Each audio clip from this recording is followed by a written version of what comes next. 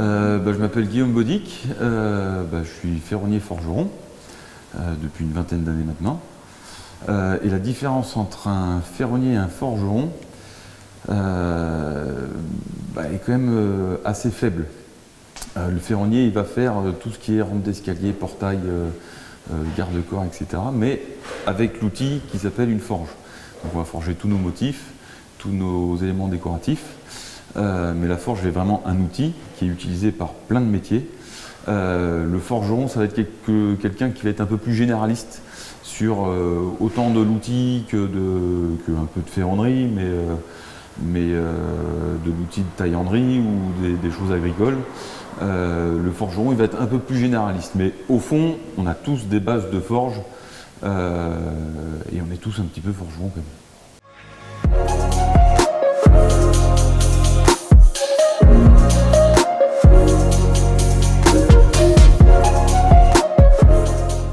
Moi, j'ai commencé par l'usinage. J'ai un bac mécanique tournage-fraisage.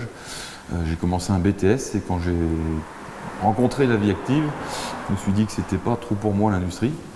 Et du coup, je me suis réorienté en serrurerie métallerie pour ensuite me spécialiser en ferronnerie. Et ça, c'est un parcours qui a duré un certain temps. Parce que sur un apprentissage qui a duré 1 an et demi, parce qu'un apprentissage un peu particulier, je suis effectivement rentré chez Compagnon. J'ai fait mon tour de France et au bout de 6 ans, j'ai été compagnon. Et je me suis d'abord posé à côté de Lyon pour revenir ensuite en Ariège et monter mon atelier. Ce qu'on fait, c'est essentiellement des choses liées au bâtiment, pour la grande majorité. Du balcon, comme aujourd'hui, du portail, du garde-corps, de la rampe d'escalier, pas mal ces derniers temps. Et mes clients, c'est essentiellement du particulier. Et avec ça, on a un petit peu de professionnels, très peu d'institutions, mais quelques professionnels, des menuisiers, des tailleurs de pierre, ou des maçons qui vont nous demander des choses un peu particulières. Mais essentiellement, c'est lié au bâtiment. Alors, de temps en temps, ça arrive de toucher un peu à l'ameublement, à de l'outillage pour essentiellement des métiers un peu rares, comme des batteurs d'armure, que vous connaissez bien en Ariège. Mais c'est quand même très lié au bâtiment, mon activité.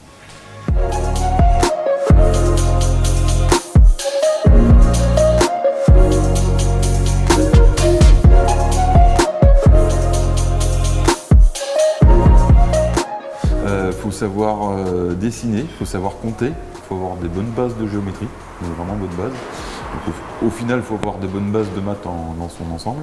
Il faut calculer des volumes pour savoir connaître nos blocs de départ en forgeant. Vu que c'est une pâte à modeler, il faut savoir sur quel volume on part pour arriver à une pièce finie.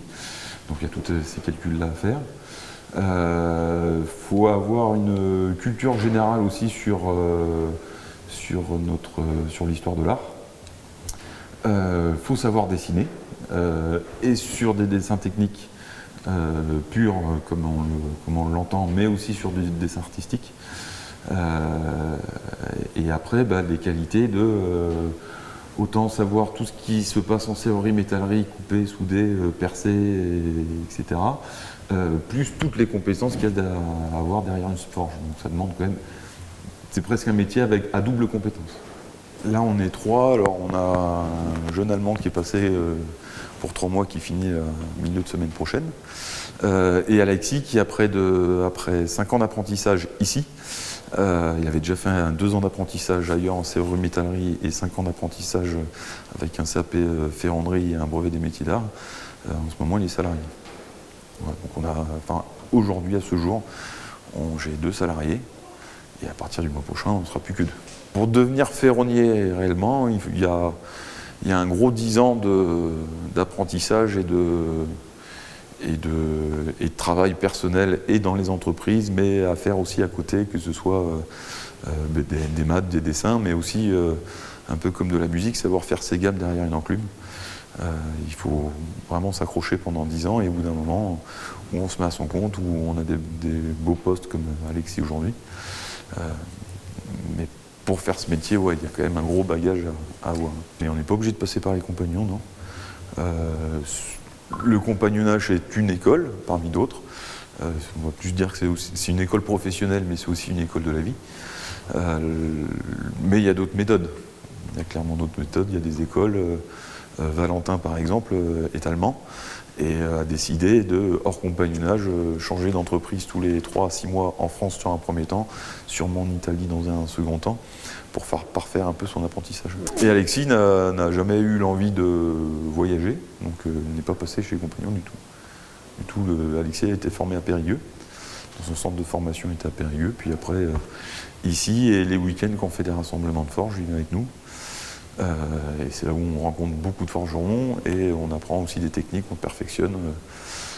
C'est un métier où on crée quand même beaucoup d'échanges avec nos confrères.